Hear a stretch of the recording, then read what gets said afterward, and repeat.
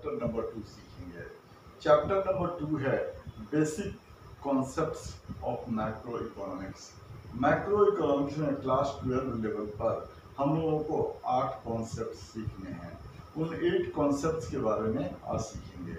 पहला कॉन्सेप्ट है economic territory और डोमेस्टिक टेरिटरी। इकोनॉमिक टेरिटरी या domestic territory of a country का मतलब वो ज्योग्राफिकल एरिया होता है जिसके ऊपर एक गवर्नमेंट का रूल होता है, एक गवर्नमेंट का लॉ एप्लीकेबल होता है और जिसके अंदर गुड्स का, सर्विसेज का, कैपिटल का और पीपल का फ्री फ्लो होता है।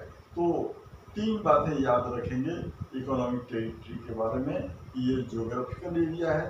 दूसरी बात, यहाँ पर एक गवर्नमेंट का रूल अप्लाई होता है और तीसरी बात, उसके अंदर 4 चीज़ों का गुड्स का, सर्विसेज का, पीपल का और कैपिटल का फ्री फ्लो होता है। अब इसके अंदर 3 चीज़ें इंक्लूड होती हैं जो फिजिकली टेरिटरी के अंदर तो नहीं होती हैं, बाहर होती हैं, फिर भी इसको टेरिटरी, इकोनॉमिक टेरिटरी के अंदर इंक्लूड किया जाता है।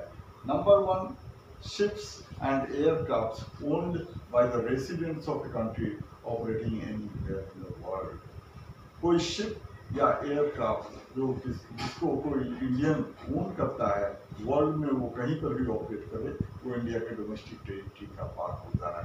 Number 2, oil fishing vessels, oil और natural gas rigs owned by residents of a country operating anywhere in the world. Number 3, embassies, consulates or military establishments of a country operating abroad। और इसमें से जो India के अंदर, तो India के example से ही डोमेस्टिक टेरिटरी का मतलब समझेंगे। जो इंडिया के अंदर फिजिकली तो है लेकिन डोमेस्टिक टेरिटरी में इसको इंक्लूड नहीं करते हैं, एक्सक्लूड करते हैं। जैसे offices of international organisation, offices of international organisation like UNO, WHO, वो इंडिया के अंदर तो हैं बट इंडिया के डोमेस्टिक टेरिटरी से बाहर माने जाते हैं। Number 2, embassies, consulates and military establishment of foreign country, जो इंडिया के अंदर तो हैं लेकिन दूसरी कंट्री के हैं, जिनको इंडिया के डोमेस्टिक टेरिटरी के अंदर इंक्लूड नहीं करते हैं। अब पेज नंबर 2.2 संदीप गर्ग की बुक से यहाँ पर 9 एग्जाम्पल्स दिए हुए हैं, ये पढ़ लेंगे तो डोमेस्टिक टेरिटरी का कॉन्सेप्ट और क्लियर हो जाएगा। अगले कॉन्सेप्ट में आते हैं normal residents. Normal residents of a country के अंदर 3 बातें बहुत इंपॉर्टेंट है। पहला, नॉर्मल रेसिडेंट इंडिविजुअल और इंस्टीट्यूशन, ये दोनों भी होते हैं। दूसरी बात, वो ऑर्डिनरीली उसी कंट्री के अंदर, जिस कंट्री के अंदर रिसाइड करते हैं और जहाँ पर उनका centre of economic interest, centre of economic interest का मतलब 3 चीज़ें, जो अर्निंग, स्पेंडिंग और कैपिटल एक्यूमुलेशन वहीं पर करता है, वो वहाँ का नॉर्मल रेसिडेंट होता है। अब अगर किसी फॉरेनर, अगर कोई फॉरेनर भी इंडिया में आता है, फिर उसका इकोनॉमिक इंटरेस्ट इंडिया में लाई करने लगता है, 12 मंथ से ज़्यादा पीरियड से यहाँ पर रहता है, वो इंडिया का नॉर्मल रेसिडेंट बन जाता है। अब नॉर्मल रेसिडेंट के अंदर, इंडिया के अंदर वो 6 लोग तो रहते हैं बट इंडिया के अंदर, इंडिया के नॉर्मल रेसिडेंट में उसको इंक्लूड नहीं करते हैं। जैसे फॉरेन टूरिस्ट और विजिटर, जो फॉरेन टूरिस्ट या विजिटर होते हैं उसको इंडिया का नॉर्मल रेसिडेंट नहीं मानते हैं। Number 2, foreign staff of embassy, जो फॉरेन एम्बेसी है उसके स्टाफ को भी इंडिया का नॉर्मल रेसिडेंट नहीं माना जाता है। तीसरा, इंटरनेशनल ऑर्गेनाइजेशन यूएनओ, WHO को भी इंडिया के नॉर्मल रेसिडेंट नहीं मानते हैं। Number 3, employees of international organisations को भी इंडिया के नॉर्मल रेसिडेंट नहीं मानते हैं।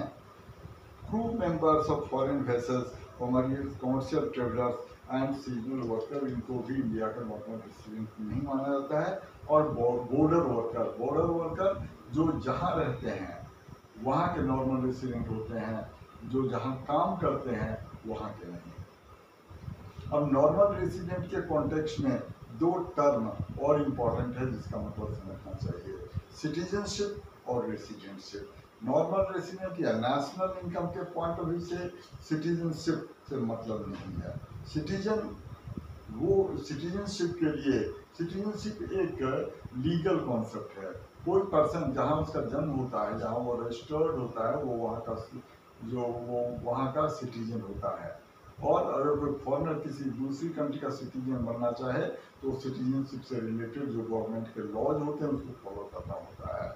और रेसिडेंटशिप एक इकोनॉमिक कॉन्सेप्ट है। इकोनॉमिक रेसिडेंटशिप होने के लिए वो वहाँ पर इकोनॉमिक एक्टिविटी करे, वो रेसिडेंट होता है, और रेसिडेंट को ही नेशनल इनकम में इंक्लूड करते हैं। अब हम लोग तीसरे कॉन्सेप्ट में आते हैं। तीसरा कॉन्सेप्ट होता है factor income and transfer income. Factor income से पहले ये समझेंगे कि प्रोडक्शन के 4 प्राइमरी फैक्टर्स ऑफ प्रोडक्शन होते हैं: लैंड, लेबर, कैपिटल और एंटरप्राइज। ये चारों प्रोडक्शन प्रोसेस में अपनी सर्विसेज देते हैं, बदले में इनको जो इनकम मिलता है वो फैक्टर इनकम कहा जाता है।